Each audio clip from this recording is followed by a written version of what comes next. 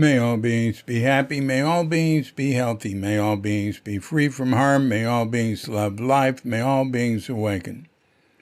Welcome to another Cuke Audio podcast. I'm DC Puba of Cuke Audio and Cuke Archives. I pray that you and yours are safe and comfortable, free from economic hardship, and able to get out and do whatever it is you want within the limitations of the universal precept of do as little harm as possible. So today we're going to have one chapter from Thank You and OK, an American Zen Failure in Japan. This is chapter 54, Driving Me Crazy. This chapter was shown around to help get some interest in the book like 2 years before it was published. And so Tricycle immediately wanted to publish it, and they did, which was a mistake because it's definitely the most popular chapter in the book. And when it came out, that 2 years earlier, it might have had some effect. But anyway, and another thing, after this, people in publishing would say, hey, can you write something else like that driving story? So everything after this was a disappointment. Except Crooked Cucumber did all right. Ooh, there's an airplane. So anyway, here we go with it.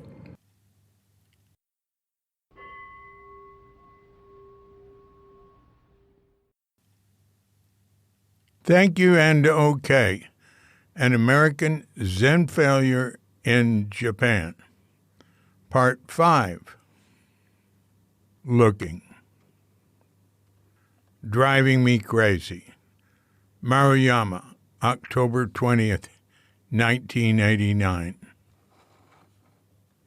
My first trip to the Maruyama driver's license test building had been spent mainly helping the clerk do an analysis of my passport, enumerating the countries I'd visited, the dates I'd gone in and out of the U.S. and other countries, the stopover in Hawaii for an hour on the way to Taiwan 3 years previously was properly noted. The space of time between the Taiwan trip and my arrival date in Japan was marked down. My month in Thailand and the side trip to Malaysia, as well as the times of visa extensions in Japan, were not neglected. It was a curious procedure. This was local government, not immigration, and I did not get the point, but mine not to reason why. I was told by the precise and bespectacled clerk that I had the honor of being eligible to apply for a Japanese driver's license, although I would have to come back on another day to do so. I made an appointment and thanked him for his assistance. He expressed gratitude for my cooperation and handed me a form in Japanese that he said I should fill out before my return. A week later, I went back to the driver's license test building, arriving between 8:30 and 9 a.m., as I had been instructed. It took about an hour and a half on 2 buses to get to the building, which was out of town toward the inland sea. I brought everything I was supposed to bring, including copies of my California license and every page of my passport. It was only 8:45, and the building was already filled with young people, housewives, a few middle-aged men, and some older people who must have come to get their driver's licenses renewed. Hundreds of people. There were endless lines and folks mulling about. No wonder I was told to come so early, I thought. It's going to take me all day merely to get to the window. But I didn't know which window to go to, so I went to the information counter. There was no line in front of it, which meant to me that I was the only person in the room who didn't know what to do. But I liked the answer that I got there when I asked where to go. I was sent to another deserted window where I was met by no fewer than 4 nervous driver's license test building employees. I felt very special. I was. One employee, wearing a neat blue uniform and thick glasses, sat in front of me as the other employees looked on. He smiled and said good morning in English, and I smiled and said good morning in English, and then in Japanese to all 4 of them. The observers all bowed, smiling, and relieved that I could say Ohayo gozaimasu, and they nodded and laughed among themselves in approval. So far, so good. I presented my bundle of documents to the man in front of me, and he looked through them carefully and seemed pleased. We reviewed the itinerary of past travels without a hitch. The others left us alone, having done their part in assuring me by their presence that I was being well taken care of. The man who was left with the task of helping me straightened his glasses and went straight to the form that I was supposed to have filled out. I hadn't. I had tried to fill it out with Sabi Ishitaki, but since nothing applied to me, she had decided it was a mistake. It wasn't. At least it was no mistake that it was going to be filled out. Still, I had a lot of trouble understanding it. I had my dictionary out and we were going at it, but we were having problems right away as much because I couldn't believe what he was asking as because of not understanding the words. He spoke a little English, and between that and my Japanese, we managed to get through it, but not without a good deal of imagination stretching. What actually happened is still unclear, but it had to be done. Just doing things that have to be done is a particular talent of the Japanese. Since this gent was going to so much trouble for me, I was game too and went to trouble for him. As I recall, it went something like this. Him, when was your last written driver's license test? Me, when was my last? I said and stopped to think. He was writing with his pen on the page. He needed to fill in an answer, and I should not fail him. Vaguely remembering taking such a test in Marin County, California, at some time or times in the present geological age, I said, let's see, 5 years ago, the first Tuesday in May. My tone was definite and authoritative. We were off to a good start. Him. 5 years ago, May 1984. Very good. He continued in a nasal tone of voice that rose in pitch at the end of each question. And was it a multiple choice or true-false test? Actually, he was speaking in a mixture of English and Japanese, and throughout this account, I am sparing the reader questions like Tetsuto wa ABC choisu make a did, or other like true. Me, stretching back, I looked for an old driving test memory, and sure enough, there it was. I could see the paper and the questions with the blank line on the left. How many feet can you safely drive behind a... Yes, it must be multiple choice, I said, wondering why anyone cared. Him, yes, multiple choice, okay. His follow-up threw me. And what was your score? He kept looking at the paper. Me, okay, what the heck. 92, I said proudly. Him, writing carefully and drawing his voice out. 92. he continued his quest for precise details. And how many questions were there? Me, unhesitatingly and enunciating clearly. 20. Wouldn't everybody say that? It might be right, too. But then the score couldn't have been 92, I realized later. Him, relieved and writing it down. And what make of car were you driving then? Me, without trying to calculate for sure. I've gone through a lot of cars, but most of them have been Toyota.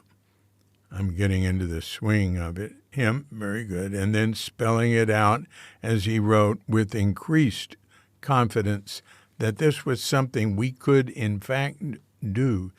Toyota. Now catch this, his next question. What was the rank of the officer who administered the test? Me, I'm reeling in delight.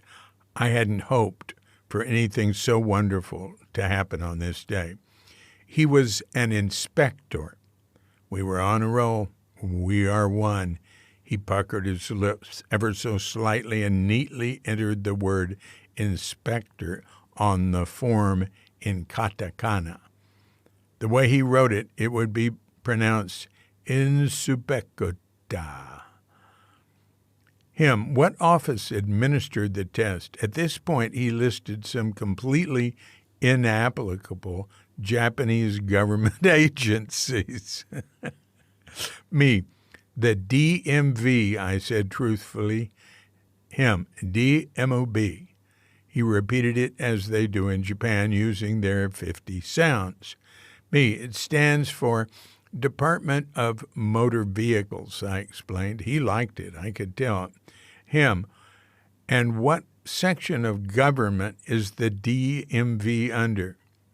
Me, the California State Police, I said, and then thought back to my days of working for a state government in California. No, it's probably under General Services, but who cares? He liked the state police idea anyway.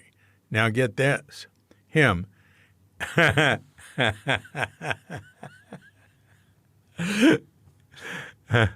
And what language was the test administered in? Japanese or English? We were brought together soaring in a unique, surrealistic world. Time stopped as I cherished the moment. When I heard the question echoing for the third time in my blissful state, I leaned down and with a slight pause to show that I was considering the matter carefully, answered precisely English. Him, English, and he circled it. And did you take a driving test? Me, not at that time. I was trying to be honest. I probably should just have said yes. Him, when did you take a driving test? Me, in 1978. Total stab. Him, 1978. And was that your first driving test? Me, no. When did you take your first driving test? Me, gee, it had been a long time. My very first one, I had one back in 65, I think. But I was 13 and a half when I got my beginner's license. Thinking a second, 1958. Him, a little thrown off, looking up. 1958. Me, yes, back in Texas, farm kids had to drive. It's very wide. I stretched my arms out. The word wide did it. It's one of the main words they use in Japan to describe the U.S. It accounts for many differences and had just explained why I had a driver's license at an age that must have seemed unthinkable to him. I wouldn't doubt that at that moment he formed the permanent thought that all people in the States, at least in Texas, start driving at 13, a fact that he might have connected with our high crime rate. But that was now also likely to be associated with the word wide. Him, having been thrown off a little, returning to the flow. And was this examination given on a test course or in the streets? Me, both. We were climbing again. Him, what make of car did you drive the test in? Me, never flinching, but with no clear idea. Chevrolet. Him, would you spell that, please? Me, C, ABC. H, hello. E, E-T. V, VSOP. I was proud of my clear choices up to that point, and he went confidently into the next letter. R, Rambo. A Japanese word, incidentally, pronounced about the same, means violence or rudeness. He quickly wrote the R. I went on to O, okay. Now the big one, L, lucky. And just to make sure, I gave the Japanese pronunciation, eru. R is aru. He wrote it down, seemingly appreciative of the hint. E, Elvis. He liked that. T, Truman. He was old enough to know who that was. He looked up. There was a pause. I knew we were near the end. His lips parted. Him. How many cc's was the engine of the car? Me. I spoke back from timelessness and without thought. I had come to Japan to study the teaching beyond words and letters, and here I had surely found it. How many cc's does a big car have? I heard emanating from my throat. Him, 2,000 cc's. Me, 2,000 cc's. After that, everything went white. I only vaguely remember floating from window 19 where I had arrived, from number 17, and prior to that, from number 5, floating to window number 1, and from there to number 6. I had my picture taken twice, once in black and white for the files, and the second time in color for the license itself. Between windows, there were long waits, which I spent across the street in a coffee shop. I would come back at the time they had told me and wade through throngs of people milling around or standing in lines that seemed to have nothing to do with me or what I was doing. There was never anyone at the windows that I used except the helpful and nervous public servants on the other side. They seemed to be easing me along as painlessly as possible. Little did they know that they were propelling me into states of ecstasy. The last thing I did on the main floor of the building was to receive a membership card to an auto club. There were 2 bubbling young ladies at the booth there who presented it to me with a free velvet and plastic pocket-sized photo album. I was then told to proceed to room 3 on the second floor. I returned pretty soon to ask directions again because I had opened the door to a room that was full of people sitting in school desk chairs listening to a lecture in Japanese. It turned out I had not opened the wrong door. Hurry, they told me, excited and trying to help by running ahead. It's already started. A few heads belonging to uniformed employees stuck out of their windows and watched with concern. Several fingers pointed to make sure that I was going in the right direction. I ran behind one young blue uniformed lady, trying to keep up with her quick, short, deliberate steps up the curving staircase that gave me a view of the dwindling throng below and the places I'd been. There were a number of people looking at me the compulsive way people everywhere look at something different. I looked back up, and she was there holding the door open, Not the back door, but the front door, and I walked into the room to find myself face to face with the speaker, a decorated, uniformed officer.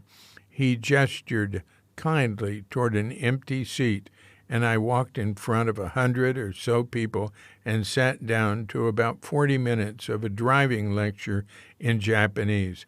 I tried to understand as much as possible, while a very high percentage of the audience slept. I caught a bit, and I think the speaker appreciated my efforts, as I appreciated everyone's efforts there that day to guide me through what cannot be helped, as they say.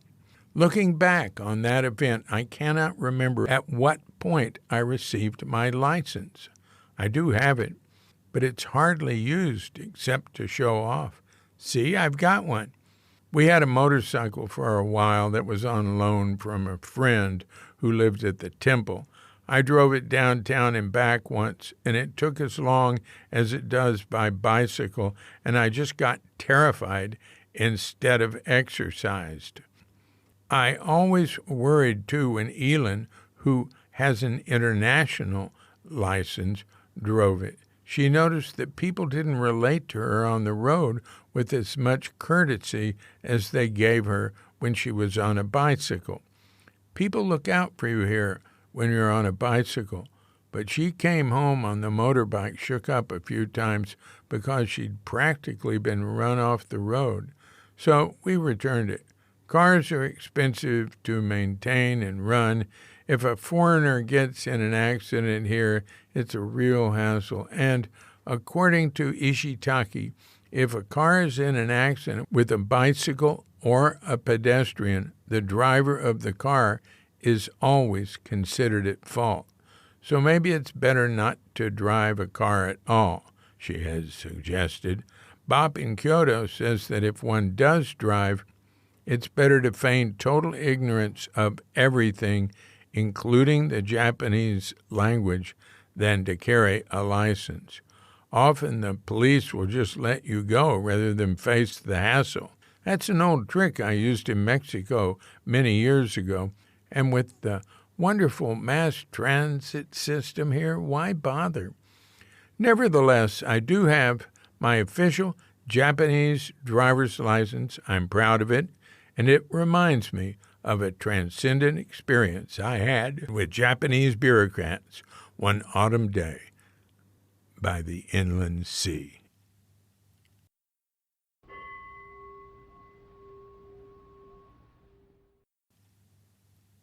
This has been a Cuke Audio Podcast. I'm DC Poobah of Cuke Audio and Cuke Archives, coming to you from sleepy Sanur with Dogette Bandita, Feline Cuchita, and dear lovely Katrinka.